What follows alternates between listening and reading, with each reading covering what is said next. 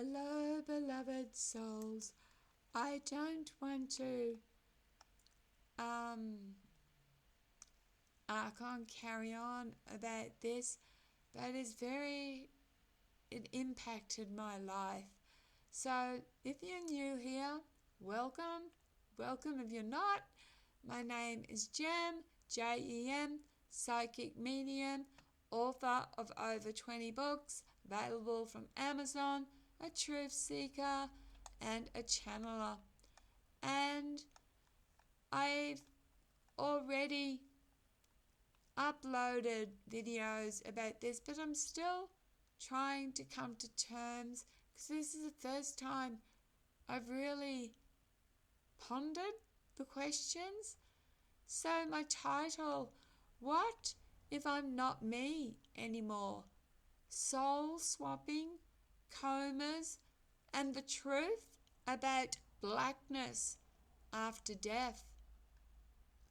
Have you ever wondered, what if I'm not even me anymore? What if the person you once were isn't who you are now? Not just because of trauma, healing, or time, because something or someone changed inside you. This video explores a difficult but fascinating spiritual journey involving coma states, near-death experiences, entity exchange, and the haunting possibility that some of us aren't who we think we are. Part 1. The blackness of death, when there is no light. We've all heard the stories, the tunnel of light, the waiting loved ones, the presence of Jesus or angels. But what if there's none of that? What if death, for some, is simply black? In 2020, one woman experienced a massive overdose. That woman was me. I was drug addicted to meth, and I overdosed on Largactil and Lyrica, a lethal cocktail that by all logic and all medical research should have stopped her heart, my heart, but it didn't. For 3 days, she was unresponsive. I was unresponsive, unable to walk, unable to speak. When I came to, all I could remember was blackness. No time, no emotion, just void. Felt nothing, just black, black, blacker than black. This same woman, me, had chronic illnesses, COPD, high blood pressure, chronic pain, GORD, mental health issues, drug addict. She, me, was 60. She, me, should not have survived. Even doctors later told her, had there been medical assistance, she needed to be on a heart monitor. So, how did she live? How did I live? And why, if others see angels, why did she, me, see black? Another man I knew overdosed on fentanyl. He did die. He was revived and said he saw nothing but black, but it was peaceful. So, is it possible some souls don't cross the threshold? Part 2. Is this still my life? The body snatcher theory. This same woman shared something more. Since the overdose, she, and I'm going to call myself she hasn't felt like herself. She doesn't even know if she's the same soul anymore. She was an extrovert. She was loud, vibrant, impulsive, life of the party, and a long-term drug user since 2004. But now she avoids people. She's quiet. She's clean.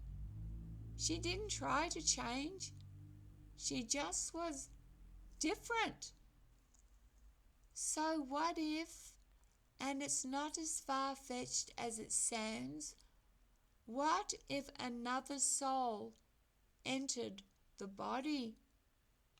Some spiritual traditions speak of walk-ins, souls who enter a body when the original one leaves or becomes too damaged to continue. Often during trauma, comas, or near-death events, sometimes the new soul carries fragments of the old one, memories, habits, but with a totally different vibration. This soul might access your memories like it's a hard drive, but it's not you. Or perhaps it's a version of you from another realm, stepping in when your original consciousness stepped out. Part 3. The EMF, shadows and evidence of the veil. Recently, this woman, remember this woman is me, a lifelong psychic and intuitive, conducted a quiet experiment twice, 2 different days. She placed 2 EMF detectors in front of her. They both lit up simultaneously. Then, again, on a second attempt, they did the same thing. The film footage, shadowy, misty, as if something had entered the frame. Could this be the soul of her late husband Rob? Or something else? Could it be my dolls?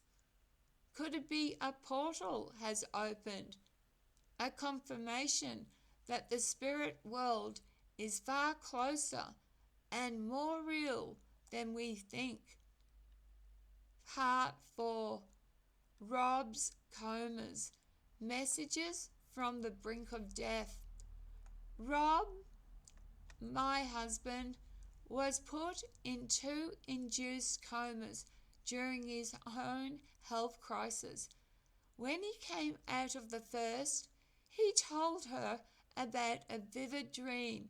3 wicked women holding him hostage in the hospital. When he came out of the second coma, which he never did, he was technically brain dead. But when she, me, spoke through the phone, placed it at his ear by the nurses, his blood pressure rose. Science tells us this is just a reflex. But spiritually, that's connection. That's soul recognition. Part 5. Final thoughts. Are we living inside a dream?